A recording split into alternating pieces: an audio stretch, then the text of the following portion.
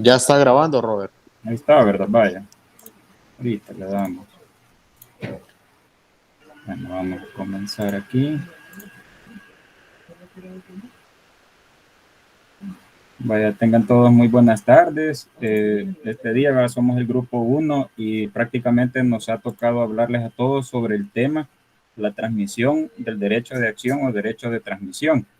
Ustedes se preguntarán, ¿va? ¿Qué significa esto? Nosotros, en base al libro de Romero Carrillo, tenemos una definición, ¿verdad? El cual él lo define como un elemento transmisible del patrimonio del heredero o legatario que falleció sin haber optado. El sucesor de este lo recibe como parte del patrimonio de que su causante era titular, ¿va? Como cualquier otro derecho personal transmisible que se encuentra en el caudal relicto. Ahí van a disculpar, no dice causal, es caudal. Entonces, prácticamente el caudal relicto, ustedes saben que se refiere a la masa sucesoral, ¿verdad? Es decir, la transmisión prácticamente viene de la acción de suceder, ¿verdad? Durante esta etapa de ceder el derecho de opción, se identifican tres figuras. Está el primer causante, ¿verdad? Que el primer causante prácticamente es el que instituye un legado o deja una herencia a la cual el asignatario no alcanza a pronunciarse.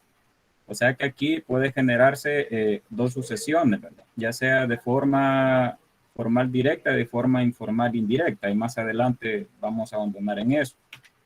Posteriormente hay un segundo causante, es el transmitente o transmisor. Es decir, esta persona es a quien prácticamente pasa del primer causante su legado o herencia, ¿verdad? De la persona que falleció sin haberse pronunciado al respecto, es decir, sin haber repudiado, sin haber aceptado repudiar, sabemos que es rechazar, ¿va? Toda determinada herencia. Y luego está el tercer causante, que prácticamente es el adquiriente. Este pues prácticamente es un heredero transmitente a quien pasa la facultad de aceptar o repudiar la asignación que perteneció a su causante. Prácticamente en estos tres elementos está como la forma secuencial, va primero, segundo y tercer causante de realizar una sucesión. Más adelante les vamos a dar unos ejemplos para que entiendan mejor. Para que se dé esta acción, ya sea de suceder, ¿verdad? De aceptar esta herencia a través de los causantes, ellos deben reunir requisitos, ¿verdad? Muy indispensables conforme a nuestra ley, conforme a la doctrina. Prácticamente el segundo causante dice que debe haber fallecido sin haber aceptado o repudiado la asignación. Debe ser heredero legatario del primer causante, ¿va? Lo que le decía, ¿verdad? O sea, el segundo tiene que recibirle al primero y viceversa, ¿va? Entonces, tanto herencia como legado dice, se puede transmitir porque las personas son llamadas a suceder a título universal. ¿Va? Aquí ya, cuando son llamadas, nos referimos a la delación, ¿va? Aquel llamamiento que se hace pues, para que vayan a aceptar o repudiar la herencia. Acá dice que también es necesario que el derecho de transmitirle no haya prescrito, o sea, que nunca, en este caso, deje de existir, ¿va? Si ha prescrito, pues nada puede transmitir a sus herederos, ¿verdad? Eso estamos bien claro. En clases anteriores el licenciado lo ha mencionado. Debe ser digno y capaz. Bueno, esto ustedes ya en clases anteriores lo vimos, ¿verdad? La capacidad, la dignidad que se tiene que tener para heredar. Y pues el primer causante, si no reúne las condiciones, no tiene derecho a la asignación, ¿verdad? Los requisitos que debe reunir el tercer causante siempre en línea, ¿verdad? Recta de la acción, del acto de la transmisión, dice que debe ser heredero del transmitente, quien puede ser heredero o legatario del primer causante. Debe de ser asignatario a título universal del transmitente. Debe aceptar también la herencia del transmitente, ¿verdad? Ello es lógico, pues el fundamento del derecho de transmisión es la facultad de pronunciarse sobre la asignación. Va incluida en la universalidad de la herencia. Si esta es aceptada, tampoco se puede adquirir el anterior derecho, dice, no hay inconveniente para aceptar la asignación propia y repudiarla, ¿va? La que se defiere por transmisión. La asignación dice que pudo estar llamado quien falleció sin aceptarla ni repudiarla, puede haber sido a título universal o a título singular, ¿va? Ustedes creo que identifican eso, ¿va? A título universal significa tener prácticamente como la adquisición, ¿verdad? De todo, o sea, los requisitos, tener una mayor amplitud de herencia, ¿va? Y posteriormente, pues, dice que asimismo es diferente de aquel a quien se transmite el derecho de opción, dice. Ser heredero testamentario o avintestato, o sea, sin testamento, avintestato sin testamento, de quién se lo transmite. Pero si la condición indispensable es que sea un heredero a un sucesor a título universal, de cualquiera que sea. Los legatarios no pueden ejercer el derecho de opción que a otro pertenecía, ¿verdad? Ya que no son sucesores a título universal, o sea, obviamente tienen que serlo, y siendo así, es imposible que puedan cumplir con el requisito de aceptar la herencia de quien nos transmite. Aquí tenemos también que ambas herencias pueden ser de la misma clase, ¿va? Una puede ser testamentaria y la otra intestato, y según sea la del que falleció sin aceptar ni repudiar, así serán quienes tengan el derecho de ejercer la opción a la que pertenecía. Bueno, y posteriormente, pues también, haciendo mención, tenemos en nuestro artículo 958, que acá prácticamente instruye como el requisito general, el cual a su tenor literal dice, si el heredero legatario, cuyo derecho a la sucesión no ha prescrito, fallece antes de haber aceptado, repudiado la herencia o legado que se le ha deferido, transmite a sus herederos de aceptar o repudiar dicha herencia o legado, aun cuando fallezca sin saber que se le ha deferido, y agrega que no se puede ejercer este derecho sin aceptar la herencia de la persona.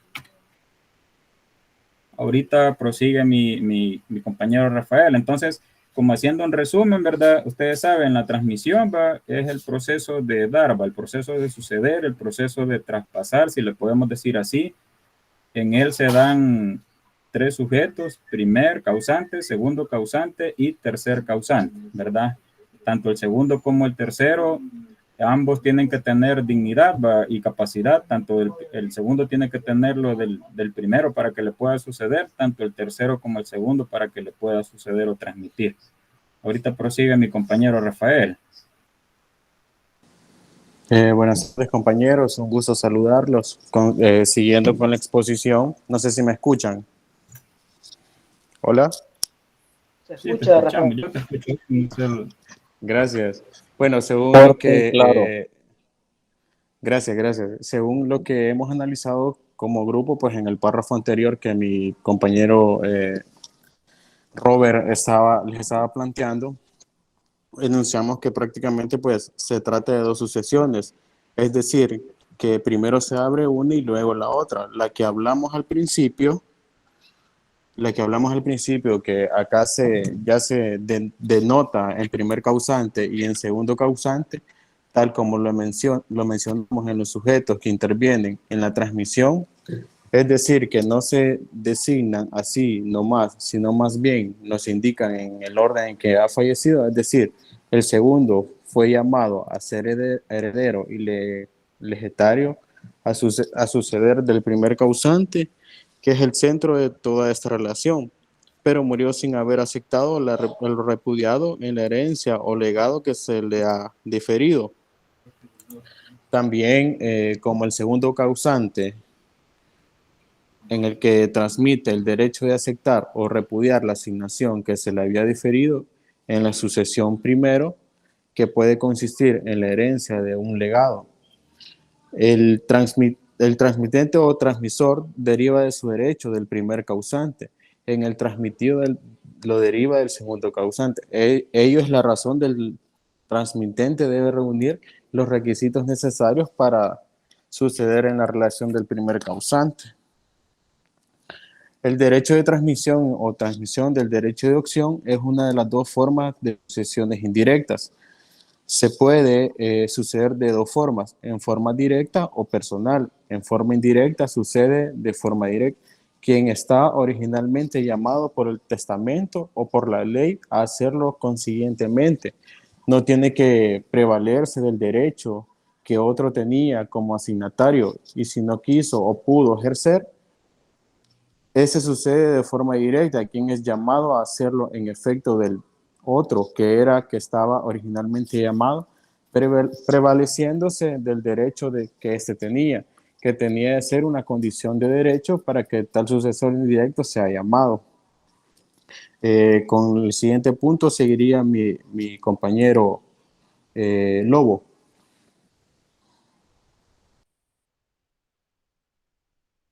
No, a Milcar le tocaría. Sí, Amílcar es Amílcar. Ah, perdón, Amilcar.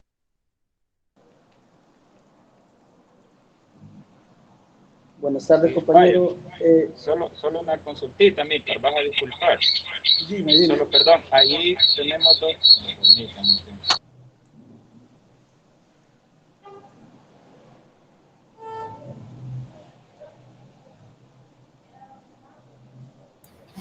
Hola, sí, van a disculpar ahí. Vaya, fíjense que ahí hay dos esquemas, va. Ese primer diagrama está en el libro.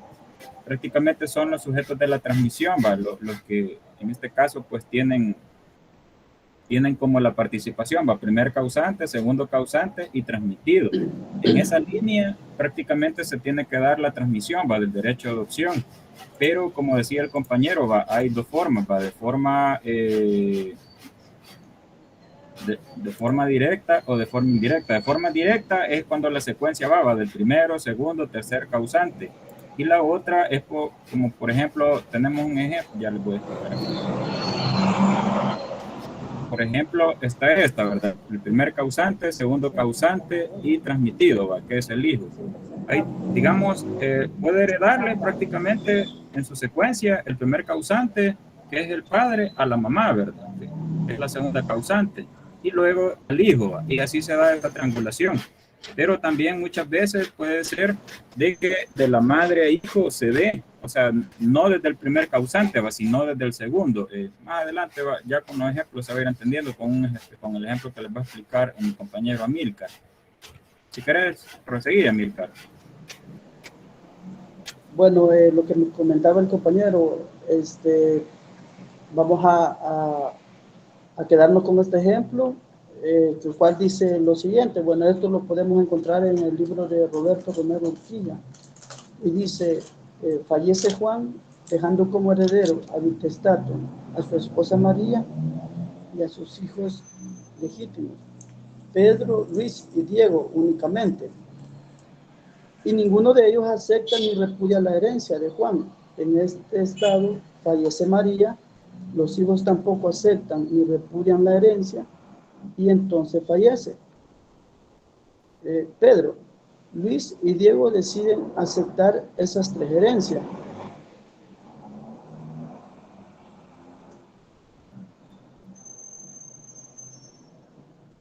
Bueno, aquí podemos ver, ¿verdad? Que para ello tiene que comenzar aceptando lo que le corresponde por derecho personal en la herencia de Juan, que es de un cuarto a cada uno, porque Juan dejó 4 herederos. Luego, para seguir aceptando, ahora por derecho de transmisión, la herencia de Juan tiene que aceptar primero la herencia de los transmitentes, que sería de María y Pedro, y por eso aceptan lo que les corresponde por derecho personal. En la herencia de su madre María, de la que les toca un tercio a cada uno, el otro tercio le correspondía a Pedro. Y como María también tenía derecho personal en la sucesión de Juan, también tenía derecho a un cuarto, lo acepta Luis y Diego por derecho de transmisión, tocándoles un medio a cada uno, porque ese derecho se había dividido en 3 partes, o sea que se había dividido en sus 3 hijos, ¿verdad?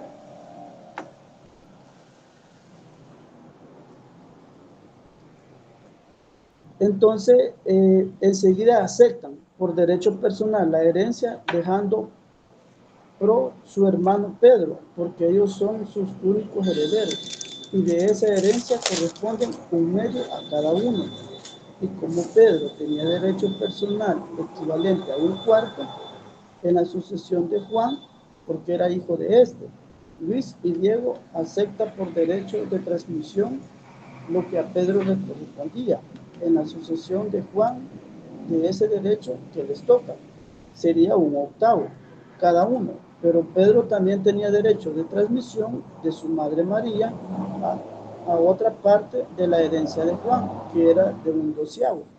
También lo acepta ellos a su vez por derecho de transmisión, tocándoles de ese doceavo un 24 a cada uno.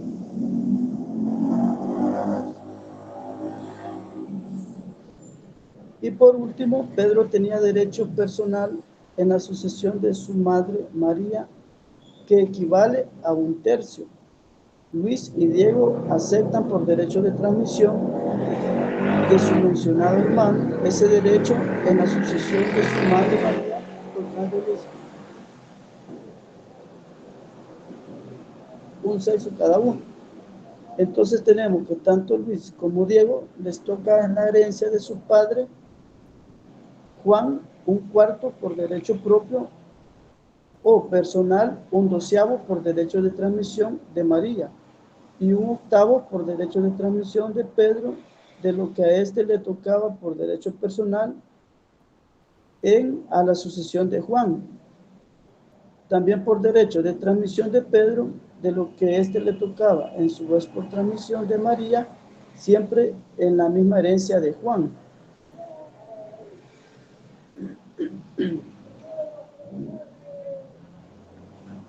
Entonces tenemos, bueno, como podemos ver, si empezamos a desarrollar cada porcentaje de herencia que les tocaba a cada uno, por ejemplo, tenemos el de Juan, dice Luis en la sucesión de Juan, 1/4 y empezamos a sumar el porcentaje de herencia, al final nos va a dar el resultado.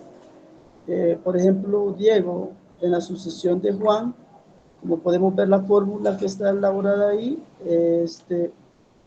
al final sacamos cuánto le corresponde a cada uno. Es el mismo caso que tiene Luis a la sucesión de María.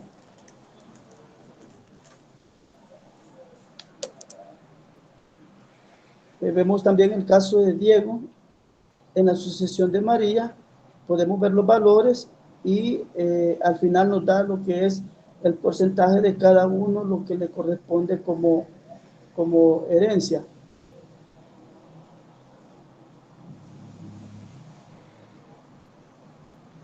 Bueno, en este último, solo por derecho personal, si miramos acá, Juan está en línea recta, María es la transmitente, el primer causante es Juan. Luego ahí podemos ver, Pedro transmite, se encuentra Luis y Diego que son transmitidos.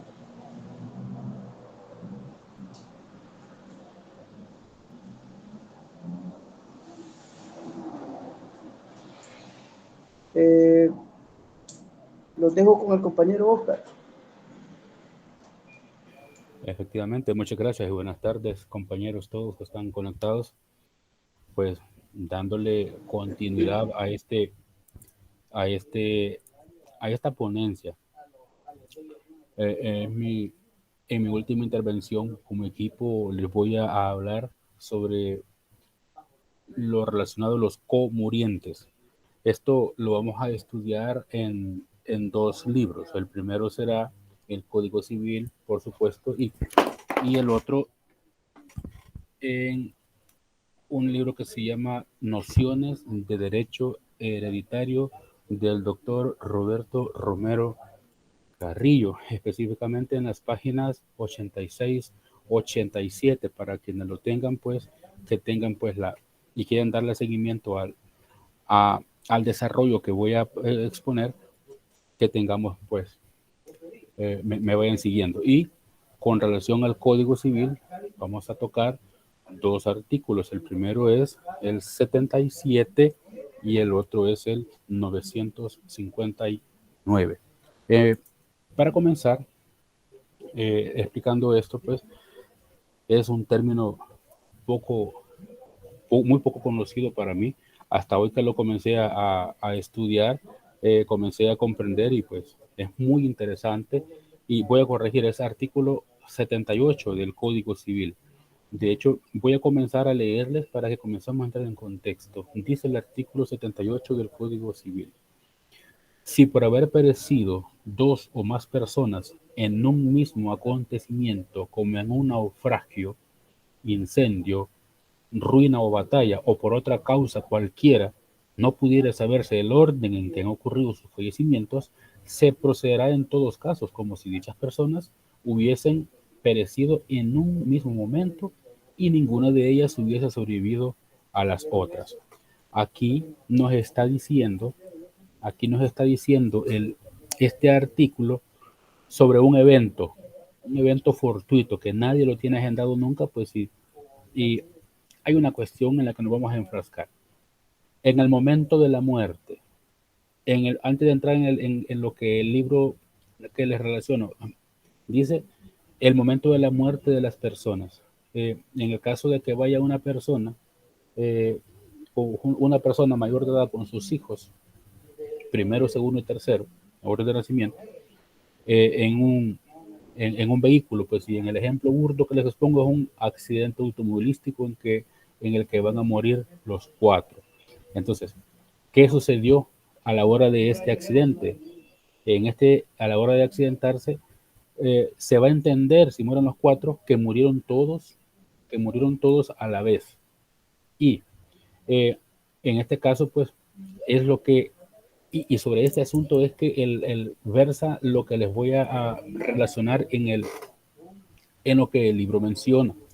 Entonces, con relación al artículo 959, que está en concordancia con el artículo 78, siempre del Código Civil, dice: si 2 o más personas llamadas a suceder una a otra se hallan en el caso del artículo 78, ninguna de ellas sucederá en los bienes de las otras. A ver, esto es lo que nos dicen los artículos que hablan del asunto en el Código Civil. Si nos trasladamos a lo que dice el libro, que antes de empezar a mencionárselos, les debo mencionar que aquí el libro trata sobre la presunción que hay de cómo fue que murieron. Y dice que si no se puede deducir que las personas, quién murió primero, se va a entender, dice que primero murió el más débil.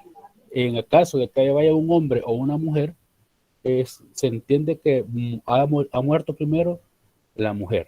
En el caso que vaya un hombre y un niño, se entiende que quien ha fallecido primero es un niño. Y en el caso de que vaya una persona adulta y un adulto mayor, es el adulto mayor el que se presume que ha muerto, en el caso de que no se pueda aclarar quién murió primero. Ahora, en el caso en la página 86 del libro que les relaciono, que es Nociones de Derecho Hereditario, del doctor Roberto Romero Carrillo, nos pone una situación en la que dice que la palabra comuriente también tiene su relación como conmuriente. Entonces, es bien dicho si se dice comuriente o conmuriente. Y aquí ya agrega otros posibles eventos. Habla de naufragios, incendios, accidentes de tránsito, que está mencionado allá, o aéreo y otros semejantes. Dice. Y no puede saberse el orden en que han ocurrido sus fallecimientos. Se presume entonces que dichas personas perecieron en un mismo momento.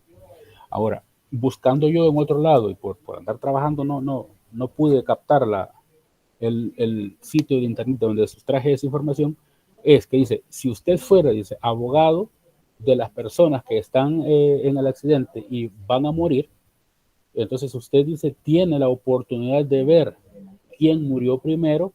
Dice, si usted tiene la oportunidad de verlos a los dos morir, dice, si usted ve que murió primero el papá, en el caso que sea padre e hijo, dice, si 2 segundos más tarde, después de que murió el papá, muere el hijo, dice que esos 2 segundos es lo que tiene relación con la comurencia. Entonces, estamos hablando de un evento tan, una cuestión que se debe un abrir y cerrar de ojos. Más adelante nos menciona el libro, dice, la importancia que nuestro derecho sucesorio tiene en este caso consiste en que si las personas que mueren en tales circunstancias estaban llamadas a sucederse mutuamente por ley, los cónyuges, por ejemplo, dice, un padre y su hijo legítimo, o si cada uno había instituido al otro como su heredero testamentario, la ley prescribe en el artículo 959, que es lo que leí, que dice que está en perfecta concordancia con lo establecido en el artículo 78 del mismo código. Entonces, cuando es que va a entrar el último apartado del libro, se los voy a hacer esta cohesión. ¿Cuándo es que vamos a entender de que murió la persona más? Dice así, como la presunción de la concurrencia solo obra a falta de prueba del orden de los fallecimientos, si este establece tal presunción, no tiene lugar. Importa entonces, dice, probar que quien falleció primero, porque de ello resultará que los parientes de grado sucesible a los herederos testamentarios del que falleció por último puedan hacer uso del derecho de transmisión para aceptar la herencia o cuota de ella. Y cuando hablamos de cuota de ella es lo que mi antecesor les habló. Amílcar les estuvo explicando sobre la defragmentación del 100% de una herencia, que le correspondía a su causante en la sucesión del que falleció primero. Pues en este caso, aquel habría heredado a este porque existía a su fallecimiento. Si no se logra establecer el orden de los fallecimientos, no se relacionan entre sí. Ocurre como si los fallecidos no hubieran estado llamados a sucederse el uno con el otro, ya por testamento, ya por ley, porque abriéndose ambas en el mismo instante, ninguno de los comurientes existía cuando se abrió la sucesión del otro. Cuando dice el libro, abriéndose ambas en el mismo instante, eso es la relación, se debe interpretar como que las dos personas, y siguiendo con mi ejemplo burdo, que si papá e hijo mueren, si los dos mueren en el mismo instante, pues a eso se refiere. Entonces, es bien interesante, pues, como este tema nos ha hecho aprender muchas cosas, pues, y espero que con las exposiciones de cada uno de los compañeros haya sido posible que hayamos logrado el objetivo, que es de aprender nosotros y transmitirles esos conocimientos a ustedes. Muchas gracias por su atención. Aquí finalizamos como equipo. Vaya, creo que ahí finalizamos. Por efecto de tiempo, creo que nos hemos pasado. Vamos a dar paso al equipo 2 y cuando Lick se incorpore, si gustan, preguntan sobre el tema, ¿verdad? Para que él nos ayude a aclarar. La cuestión acá sigue grabando. No sé si el grupo 2 ya está listo. Hola, buenas tardes.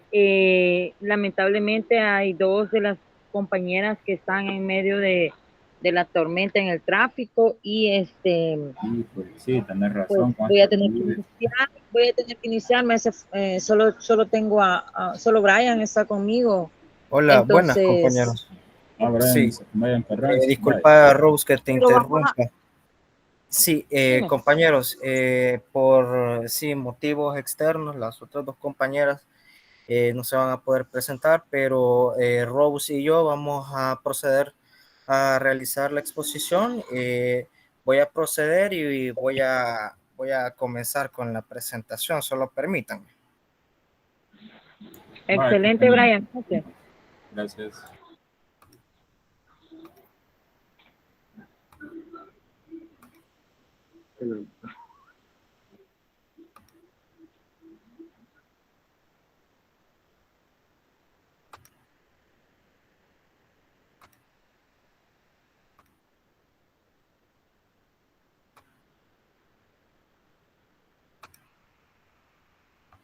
Vaya, buenas tardes compañeros, compañeras, licenciado.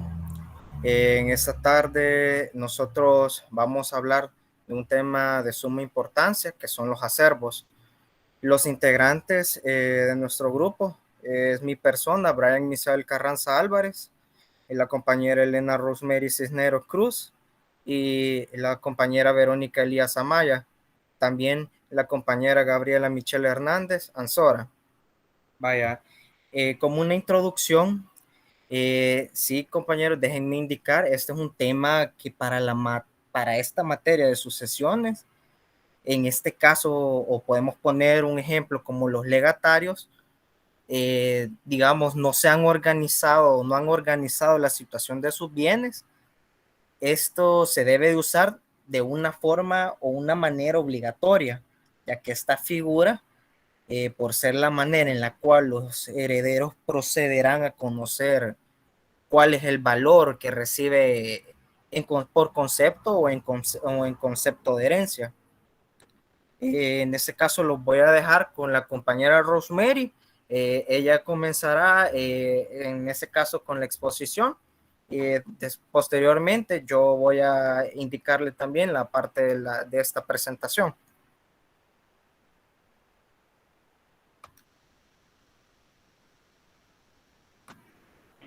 Gracias, Brian. Bueno, vamos a comenzar diciendo de que los acervos son una de las principales herramientas que utilizó el legislador para que los legimitarios lleguen a poder calcular cuánto es el valor de la herencia total que les corresponde. Para esto, en el artículo 960 del Código Civil, es donde se establecen las reglas básicas de cómo hacer la distribución de los acervos. Se dice que la voz acervo evoca de inmediato la idea de una masa de bienes, o sea, acervo es el total de la herencia, en pocas palabras. Para Guillermo Balzano, dice que es todo lo relativo a la valoración económica. Para Guillermo Cabanelas, dice que es la totalidad de bienes comunes e indivisos de la herencia. Ahora bien, ¿cuál es la finalidad de los acervos? En toda sucesión causada por la muerte del causante, lleva a recolectar todos los bienes que éste hizo en vida y poder distribuirlos a sus hereditarios o legatarios, con el fin de distribuir los bienes en partes iguales. Pero para ello se hicieron clasificaciones de estos. Está el acervo común o bruto, está el acervo líquido, el acervo líquido, está el primer acervo imaginario y el segundo acervo imaginario.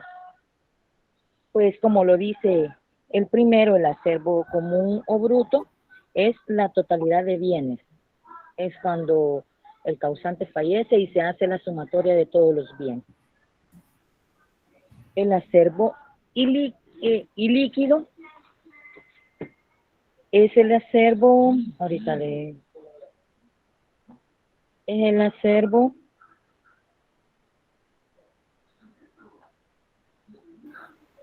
que es el acervo bruto en sí, sin ningún tipo de deducciones. A esto le podemos agregar que es, como les digo, es la masa que recibe toda la herencia, el acervo ilíquido. El acervo líquido es la masa de bienes que ha dejado el difunto, pero en el artículo 960, como les mencionaba, menciona un tipo de deducciones que se le hacen, que son bajas generales, denominadas bajas generales, y quedando como ello el acervo líquido, o la totalidad real, que es lo que van a recibir los bienes. En el artículo 960 está, dice que se deducirán del acervo de la masa de bienes hasta los créditos hereditarios. Pero ¿por qué menciona el legislador los créditos hereditarios? Pues algunos pensadores dicen de que es innecesario porque la lógica dice que ya forman parte del caudal relicto. Pero es necesario mencionarlo. ¿Y qué son las bajas generales? Nos vamos a preguntar. Esas son todas las obligaciones que tenía el causante y que se deben cumplir en la sucesión. Esto se refiere a todos los gastos que tienen por fin hacer líquido el acervo ilíquido. O sea, el acervo ilíquido es toda la masa sucesorial. Para hacer el acervo líquido, que es lo que va a recibir realmente el legatario o el hereditario, tienen que hacerle los descuentos que se mencionan en el artículo 960. Entre ellas están las costas de la publicación, que son 4, las costas de la publicación del testamento, las deudas hereditarias, los impuestos fiscales y las asignaciones alimentarias forzosas. Las costas de la publicación testamentaria, si hubiera, y las demás anexas a la apertura de la sucesión. Estas podrían ser los gastos de apertura, la publicación del testamento, la apertura de la sucesión, de posesión efectiva y las de partición, los honorarios de la albacea y los partidores, y todo esto mientras no excedan los aranceles que estén vigentes. ¿A qué se refieren las deudas hereditarias? Esto lo encontramos en el artículo 1235. Estas se pagan de manera prorrata de las respectivas cuotas. Por ejemplo, si un heredero recibe el 25% total de la herencia, ese va a pagar eso, el 25% total de la deuda. Pero esto va a depender si el heredero aceptó herencia con o sin beneficio de inventario. Sin beneficio de inventario va a responder ilimitadamente, hasta con sus bienes. Y si fuera con beneficio de inventario, solo va a ser responsable de lo que él reciba de la herencia. Ahora bien, el tercero de los numerales que menciona el artículo 960 son los impuestos fiscales que gravaren toda la masa hereditaria. No existe realmente un impuesto global a la herencia, pero sí un impuesto individual que cada persona receptora de una herencia debe pagar. Las asignaciones alimentarias forzosas, esta creo que las platicamos en una clase anterior con el licenciado, y esta se refiere a los alimentos declarados y aprobados por un juez de familia, o que estén establecidos en el testamento, en favor de las personas que la ley establece, nada más. Entre estas asignaciones alimentarias forzosas podría estar el sustento, la vestimenta, la salud, movilización, habitación, enseñanza básica y media, el aprendizaje de una profesión o un oficio. Y esto, la responsabilidad llega hasta los 21 años en los descendientes y hermanos, o hasta los 28 años si estudiara algún tipo de profesión. También los llamados a ser beneficiarios de la asignación alimentaria están los cónyuges, los descendientes, ascendientes, hermanos, e incluso está el que hizo una donación cuantiosa que no se le restituyó. La cantidad valorada o estimada es un 40% de un ingreso mensual mínimo. Y si es para un hijo, y si fueran más de 2 hijos, no puede ser inferior al 30% por cada hijo.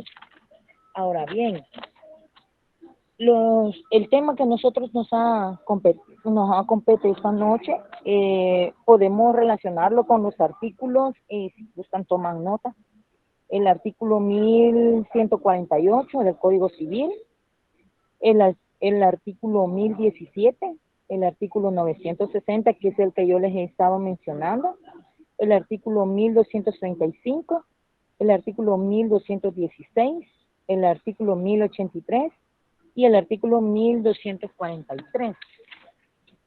un ejemplo de acervo líquido podría ser, tenemos el acervo ilíquido de $69,550. Eso es lo que ha dejado la persona causante. Pero a este se le tienen que hacer las bajas generales, que son $230 de la publicación del testamento, $3,500 que se gastaron en su última enfermedad, $0 de deudas hereditarias. Bueno, este señor no le debía a nadie, qué bueno. 122 de impuestos municipales y 0% de la porción conyugal. Esto ascendería a 3,852. Serían el total de deducciones que se le van a hacer al acervo ilíquido, que serían 69,550 menos 3,852. De ahí resultaría el acervo líquido, que serían $65,698. Ese acervo líquido es realmente la herencia que van a recibir. Eso, si fueran varias personas, se va a repartir en partes iguales. Con esto, mi participación, compañeros, va a continuar Brian hablando sobre más del tema. Gracias. Hola compañeros, muy bien. Para proceder, yo les voy a hablar de la clasificación de otros acervos. Dentro de los acervos podemos definir los acervos imaginarios. Estos constituyen una creación del legislador con el propósito de amparar a los legitimarios por donaciones hechas por el causante. Tiene por objeto evitar que el testador, se burle de los asignatarios forzosos. ¿Esto cómo lo pueden hacer? Pues lo pueden hacer por donaciones entre vivos, medio por el cual puede disminuir lo que por ley les corresponde. Vaya, fíjense que aquí podemos definirlo en otras palabras así. El acervo imaginario busca, por así decirlo, corregir como las desigualdades que se generan al momento de repartir una herencia entre los herederos.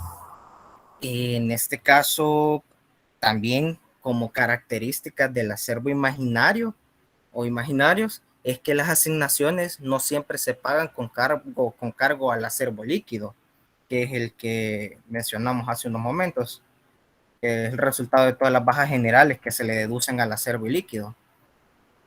En este caso, sabemos también que el legislador no deja al testador en absoluta libertad para disponer de sus bienes, sino que él ordena respetar esos intereses del cónyuge y de ciertos parientes.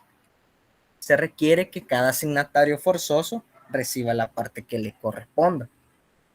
Y si el testador quiere también o quiere como mejorar esa situación, puede hacerlo empleando la cuarta de mejoras o la cuarta de libre disposición. En este caso, al principio se hacía una clasificación de dos tipos de acervos imaginarios. En este caso, el libro en el cual estaba en estudio lo hacía o lo decía como el primer acervo imaginario y la otra es el segundo acervo imaginario. ¿Cuál es la diferencia? Bueno, pues el primer acervo es como esa asignación que hace el causante, pero lo hace en personas cercanas o en este caso parientes, como puede ser hermano, puede ser padre, puede ser hijo. La segunda, que define el libro como segunda asignación o como segundo acervo imaginario, es aquella, pero que hace con terceros, que bueno, puede ser un amigo. Eso sería como esa clasificación. En ese caso también iba a indicarles que este acervo imaginario, esto no está regulado en nuestra legislación, son en ciertas legislaciones que está regulada. Les traje unos ejemplos. Fíjese que el acervo imaginario, esto lo podemos ver, por ejemplo, en este caso como en la regulación civil colombiana, en el Código Civil colombiano a partir del 1242 y siguientes. Y en nuestra regulación se habla del acervo, pero en general, como ya lo indicó la compañera, a partir del 960. Y viene relacionado siempre con las deducciones. En este caso, esa sería nuestra presentación. Con esto concluiríamos.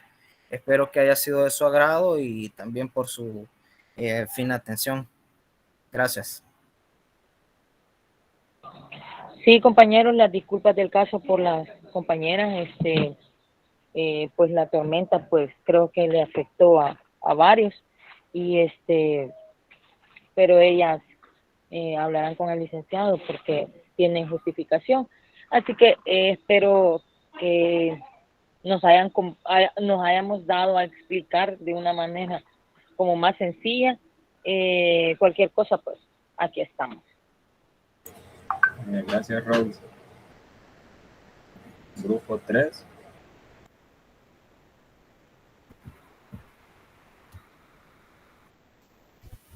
Por ahí leí que estaban listos.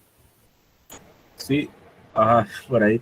No, yo le comentaba ahí a los compañeros en la cuestión de los mensajes que yo sé que tienen finanzas, va, pero en el caso del grupo 4, si están de acuerdo en sacrificar un poquito de tiempo, nos pasamos de las 6:40 y dejamos grabado ya los primeros grupos, o los primeros 4 grupos, si están de acuerdo, va. Si no, pues ahí ustedes confirman y se quedan para la próxima, va, porque ahorita, cabal, considero yo que si hacemos eso, bien pasan ambos, pero ustedes deciden, ¿verdad? Y pues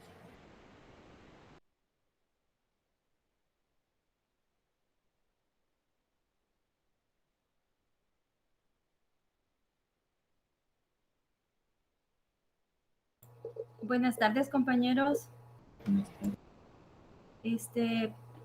Se observa la presentación de pantalla. Somos... Sí, se ve, Mercy, se ve.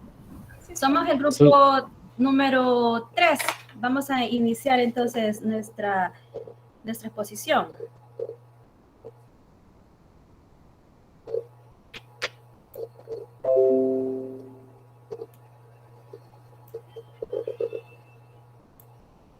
Bueno, tengan muy buenas tardes. En este caso, nosotros vamos a exponer acerca de lo que es la sucesión ad intestato o intestada, la sucesión ordinaria, la sucesión anómala, sucesión testamentaria y sucesión parte testada y parte intestada, y la sucesión contractual. Al suceder el hecho jurídico de la muerte en una persona, trae consigo consecuencias jurídicas en lo relativo al patrimonio del causante, o sea, en sus bienes u obligaciones, que no se terminan por el mismo hecho de esta persona haber fallecido, sino que esta persona, si decide hacer testamento, pues él deja a su representante. Quien lo va a representar es su patrimonio. Y si no deja heredero, pues es la ley la que le designa el heredero. Sucesión ad intestato o intestada. Según el derecho romano, dice que a falta de heredero en el testamento se abre la sucesión ad intestato, llamada también legítima, porque es la ley de las 12 tablas la que designaba el heredero. Según la Real Academia Española, ad intestato significa sin haber testado, murió sin testamento. Luego tenemos que el señor Carlos Urquía nos dice de que es la sucesión que se da cuando el causante no hizo testamento, y es la ley la que suple la voluntad del causante. Se le llama también sucesión legal, y sucede que al reglamentar la sucesión intestada, el legislador trata de interpretar la voluntad del causante. Ahora bien, Guillermo Cabanelas dice, es la transmisión según normas legales de los derechos y obligaciones del causante por muerte del mismo o presunción de su fallecimiento. Pero este señor Cabanelas le agrega unos elementos. Dice que también pudo haber sido de que esta persona hizo testamento, pero se lo declararon nulo e ineficaz. Entonces la herencia pasa a ser intestada. Luego el señor Romero Carrillo dice que cuando el causante no dispuso de sus bienes para después de su muerte o cuando habiéndolo dispuesto no lo hizo conforme a derecho o no han tenido efecto sus disposiciones. Y es la ley la que hace las asignaciones por causa de la muerte y es la que concede la vocación sucesoria. Por lo tanto, nuevamente, se llama legítima.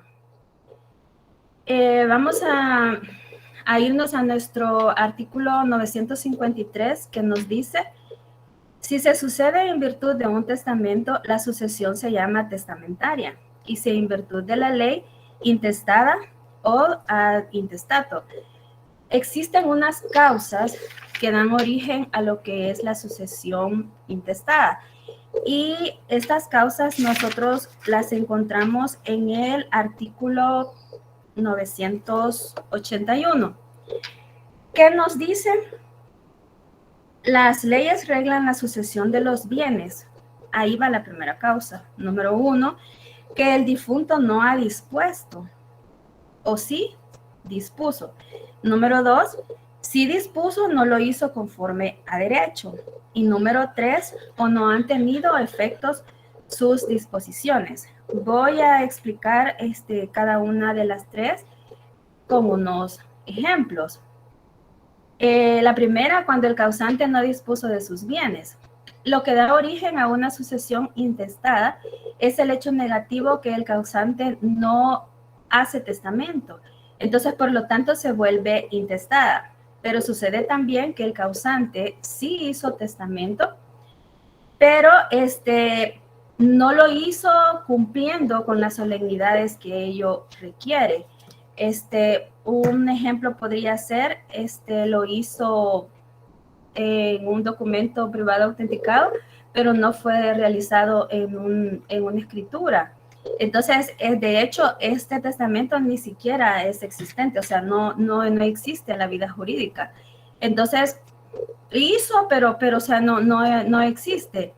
Esa es la causa 1 cuando dice que el difunto no ha dispuesto, o sea, no hizo testamento, o sí dispuso, pero no lo hizo conforme a derecho, o sea, no cumplió las solemnidades que ello requería. Número 2, el causante sí dispuso de todos sus bienes, pero no cumplió con las solemnidades. Dice que, por lo tanto, la sucesión se vuelve intestada. Quiero en este caso también poner un ejemplo de las personas que son, o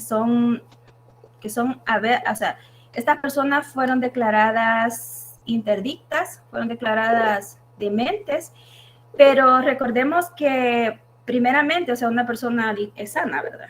Entonces, él hizo su patrimonio, tiene sus bienes, pero luego esta persona, o sea, es declarada interdicta, demente. Entonces, él tiene sus bienes. Entonces, él no puede testar. O sea, él no puede hacer testamento porque no tiene las capacidades que la ley le requiere. Pero sí puede testar, o sea, intestato. O sea, es la ley la que va a designar sus herederos. Entonces, en este caso es acá donde dice, o sea, no lo hizo conforme a derecho. O sea, no estaba él capacitado para hacer el testamento, pero entonces pasa a lo que es intestada. Luego, la número 3 dice que no han tenido efecto sus disposiciones. Dice que esta causa ocurre cuando se hizo el testamento conforme a la ley. Cuando se hizo el testamento conforme a la ley, pero y teniendo el causante capacidad para testar, o sea, cumplió con todas las reglas, o sea, se hizo conforme a la ley, él tenía capacidad para testar, pero las disposiciones testamentarias no tienen efecto, o sea, ¿cómo así? Él probablemente designó un heredero, que este heredero posteriormente fue condenado por el homicidio de del causante. Entonces, esta persona se vuelve indigna para heredarlo. Entonces acá, o sea, se cumple. Ese es un ejemplo para la tercera causa de lo que es la sucesión ad intestatum. Va a pasar mi compañera con la sucesión ordinaria y anómala. Gracias.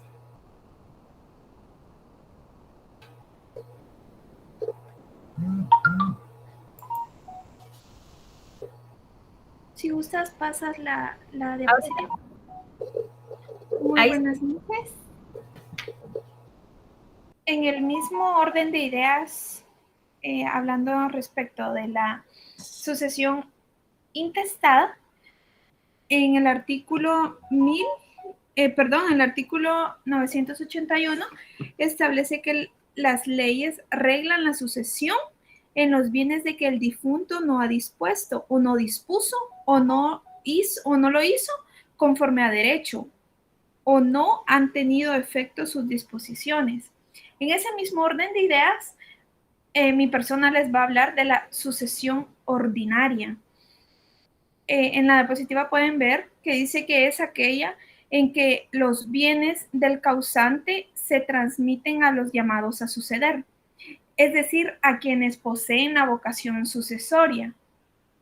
En el artículo 988 se establece quiénes son esas personas y es importante el orden en el que se encuentran, ya que así es, digamos, si no está los que aparecen como principal, que serían los que están en el 1, si no están ellos, pues ya se pasan al número 2, que serían los abuelos. Y así sucesivamente, hasta llegar, si esa persona no tiene ningún familiar, podría heredar la Universidad del Salvador y los hospitales nacionales. No, en este caso no sería que la Universidad del Salvador es primero, sino que en ese sentido se dividen la herencia entre estas dos entidades. También es importante mencionar que el artículo 1981 establece las reglas de la sucesión en cuanto a los bienes de que el difunto no ha dispuesto. Asimismo, hablando de otro que digamos se desglosa de la sucesión intestada, nos encontramos con si quieres, pásale la diapositiva. Nos encontramos con la sucesión anómala. Esta es aquella en donde se atiende el origen de los bienes, es decir, se configura como la ordinaria, pero con ciertas discrepancias. Tal podría ser que ciertos bienes que son parte del caudal relicto se funden la presunta voluntad del donante con una idea fundamental de protección del patrimonio familiar, con el fin de mantener los bienes en la familia. Un ejemplo de ello es que si, digamos, yo vengo y le dono a mi mamá, digamos, un inmueble y ella fallece, lo que sucede acá es de que se vuelve anómala cuando ella al fallecer de alguna manera se reserven estos bienes para que regresen a mi persona. El artículo 1982 establece que la ley no atiende al origen de los bienes para arreglar la sucesión intestada o gravarla con restituciones o reservas. Es de tal manera que se vuelve anómala porque la ley no es la que debe de reservar cierta parte de la herencia o ciertos bienes para determinada persona. Hasta acá mi participación. Muchas gracias.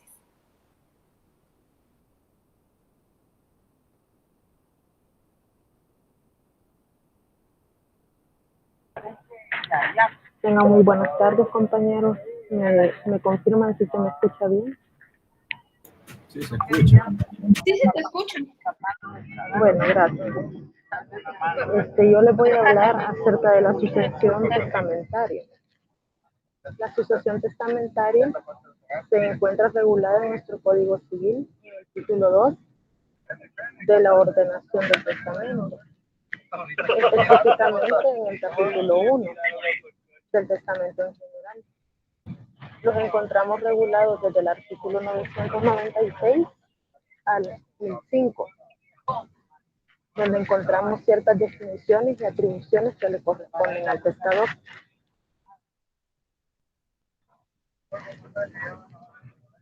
¿Qué es la sucesión testamentaria? La sucesión testamentaria es aquella donde el causante ha dispuesto de todos sus bienes para después de su muerte, conforme a lo que regula la ley. Así lo encontramos enmarcadas en el código y de igual forma en los libros, ¿verdad?, de Carlos Urrutia.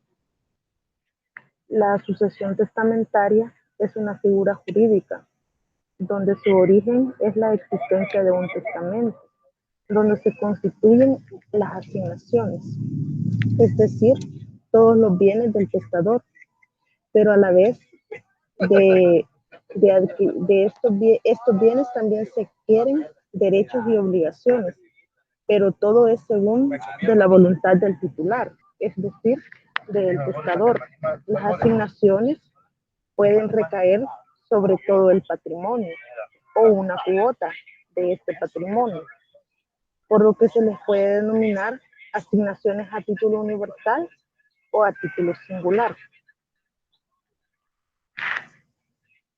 Es un acto mortis causa, es decir, que este se perfecciona con la muerte del testador. Algunos doctrinarios le dan la determinación antes de que el testador fallezca a dicho documento como un proyecto, el cual contiene la última voluntad de la persona, es decir, que se perfecciona con la muerte de este, ¿verdad? Y nace a la vida jurídica. En la sucesión testamentaria también encontramos requisitos. El señor Carlos Urquilla los clasifica en dos formas. Primeramente, los requisitos internos. Los requisitos internos son aquellos que son del testador.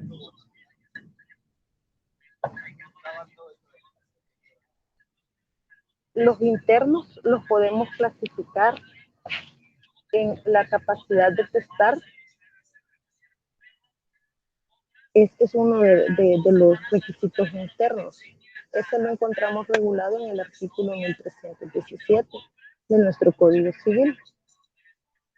Esta capacidad se da al momento que se otorga un testamento.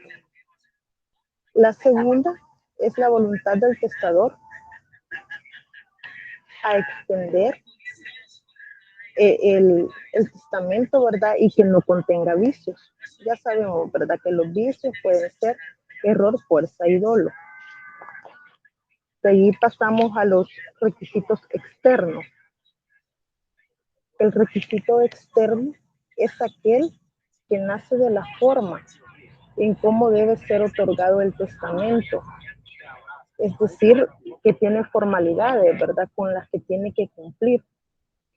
Y se clasifica en el testamento solemne. Cumple con varias formalidades, que es que tiene que ser por escrito y debe otorgarse ante testigos. La solemnidad de que sea por escrito la encontramos regulada en el artículo 1006 y ante testigos en el 1007. De igual forma, ¿verdad? Los testigos son necesarios para que estas formalidades se cumplan, pero es necesario mencionar, ¿verdad?, que esto lo encontramos ya en la ley del notariado, que a continuación otros compañeros he visto por ahí que les corresponden esos temas. Hay otras formas de testamento, como lo es el abierto y el cerrado. Pero igual ya no voy a ingresar mucho en ese tema porque ya les estaría abarcando parte a ellos. Los testamentos menos solemnes o privilegiados es aquel donde se pueden omitir ciertas formalidades.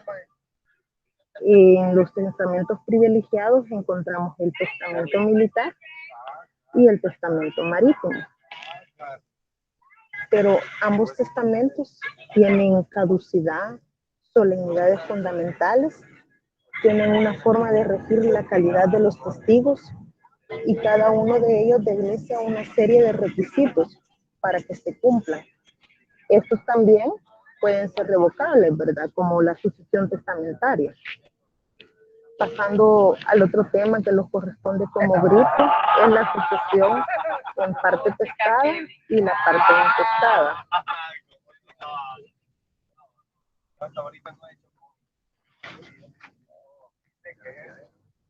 En el derecho romano no se reconocía este tipo de sucesión, en parte testada y en parte intestada. Esto debido a la organización política, social, religiosa y económica que se tenía en aquella época, ya que no se podía concebir que alguna persona pudiera dividir su patrimonio en dos formas. Pero en la actualidad esto ha cambiado, ya que es necesario reconocer que la sucesión en parte testada y parte intestada la encontramos regulada en el artículo 953, en el inciso 2 de nuestro Código Civil, donde literalmente dice que los bienes de una persona difunta pueden ser en parte testamentaria y en parte testada, ya que este tipo de sucesión se da cuando la persona fallecida, ¿verdad? Es decir, el testador deja su patrimonio, pero solo una parte la distribuye en un testamento y la otra la deja a disposición para que los herederos la puedan solicitar de una forma intestada, ¿verdad? Hasta aquí sería mi participación y va a continuar el compañero Miguel. Gracias por su atención. Gracias, Daisy. Gracias. Primero, Miguelito. Sí, gracias, Robert. Un gusto, Miguelito, un gusto, hermano. Sí, gracias, Lobo, muy amable. Buenas noches a todos, mi nombre es José Miguel Ramírez Girón,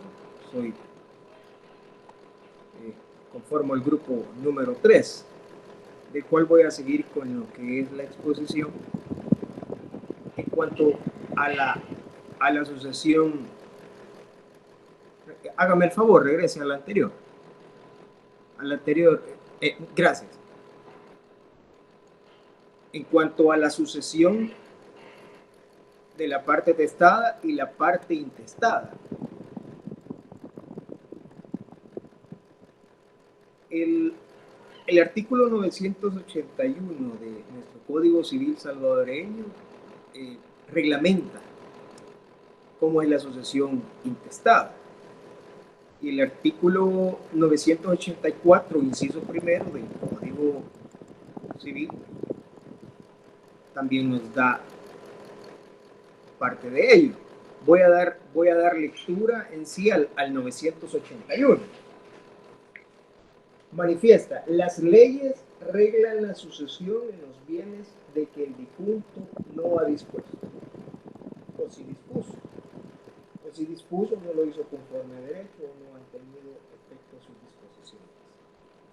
El artículo 984, inciso 1, que mencionaba de nuestro Código Civil, manifiesta, se sucede ab intestato, ya por derecho personal y ya por derecho de representación. Una vez normado y reglado de las formas de la sucesión intestada y ab intestato, también existe una figura de lo que es la sucesión en que puede ser una parte de manera testada y la otra parte de manera intestada, o sea, de manera mixta. La parte testada Un ejemplo de ello es de que no todos los bienes que asigna el testador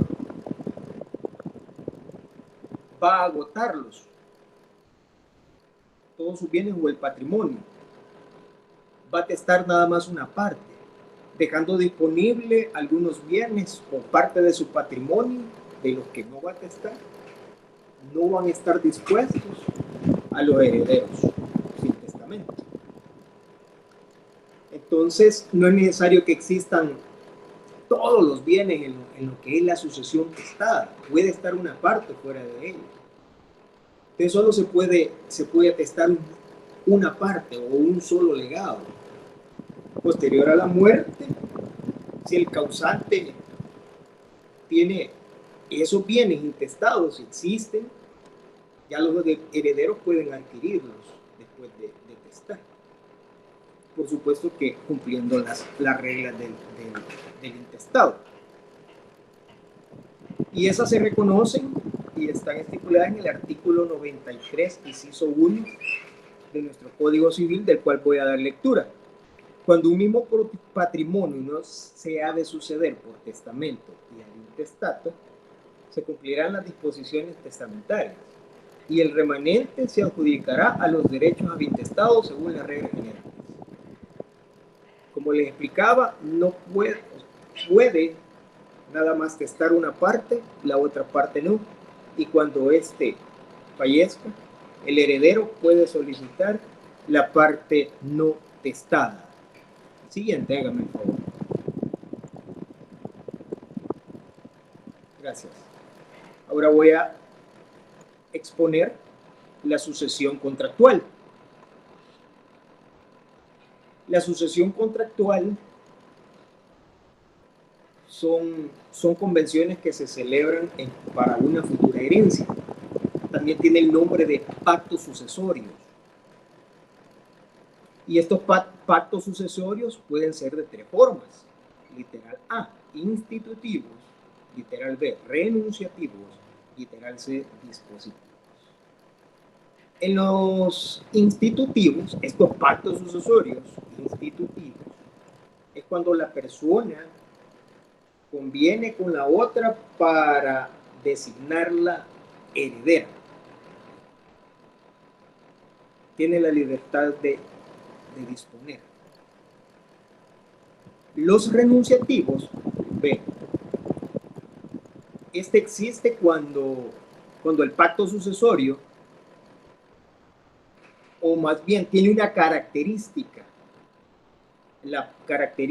Bueno, lo dice renunciativo. Su característica principal es renunciar a todas las posibilidades que tenga de heredar.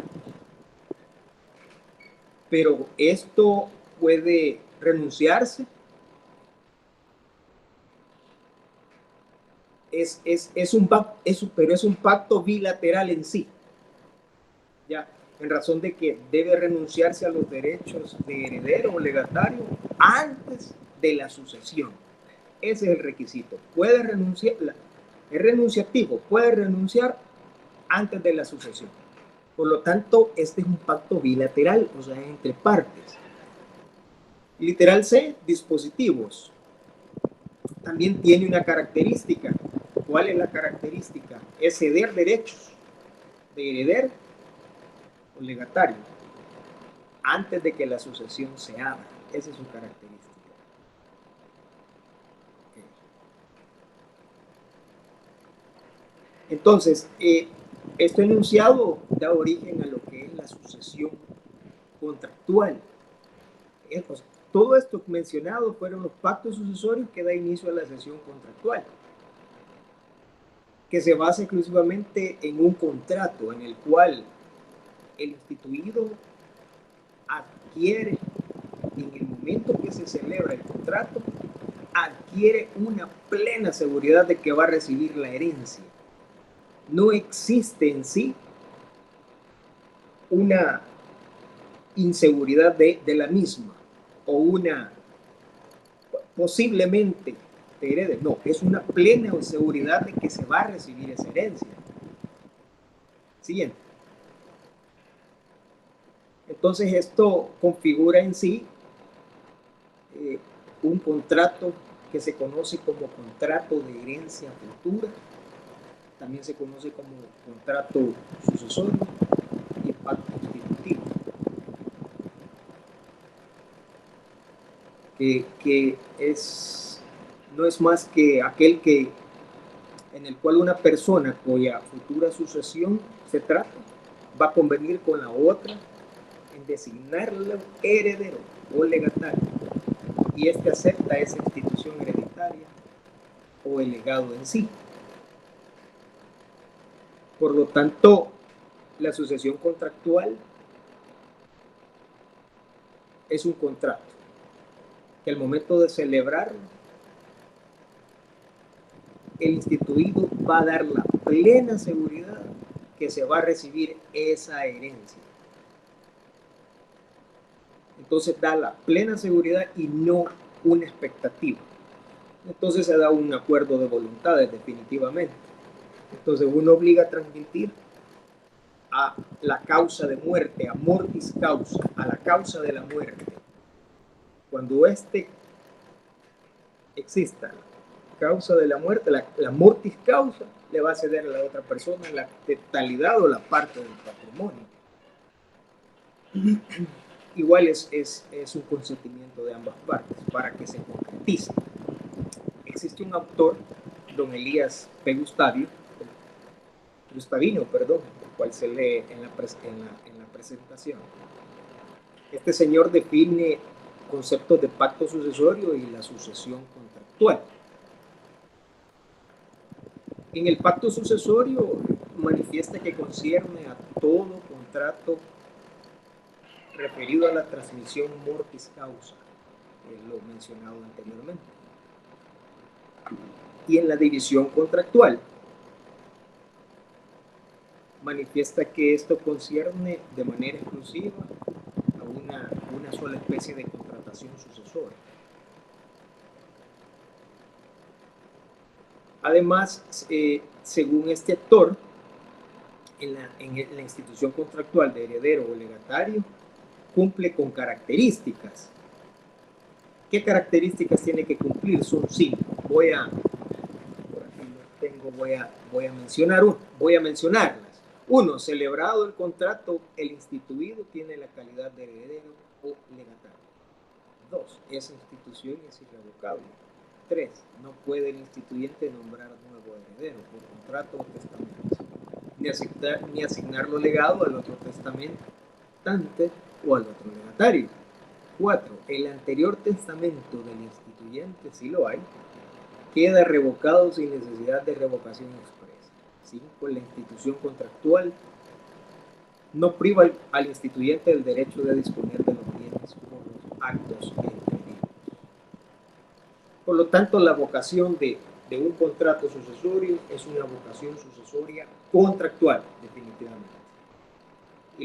Y la vocación sucesoria voluntaria es la que se basa en el testamento.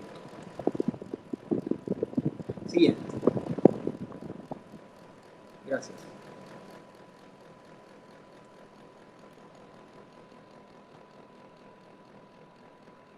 Bueno.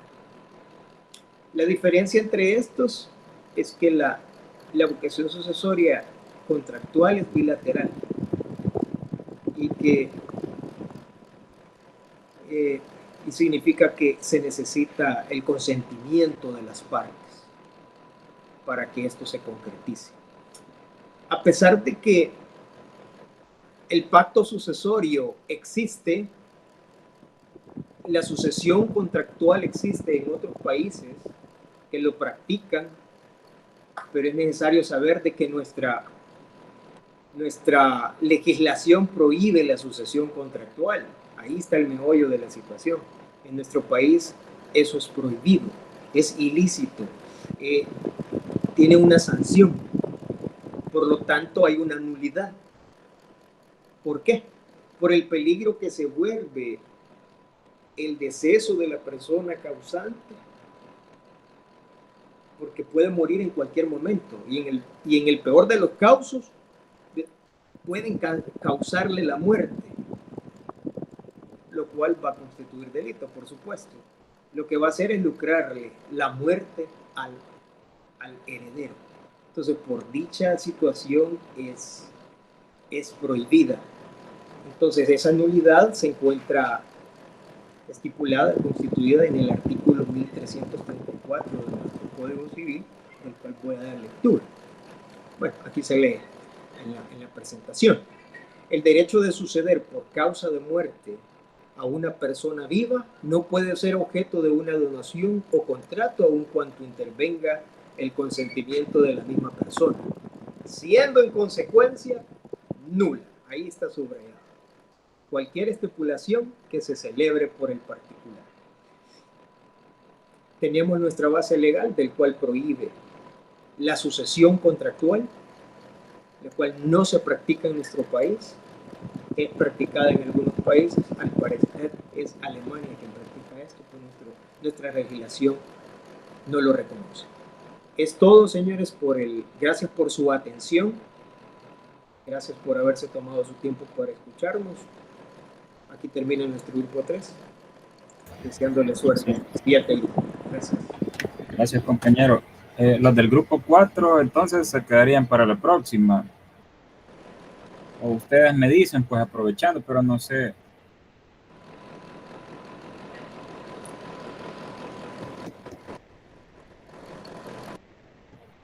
Deberían considerar que faltan solo 9 minutos, al parecer.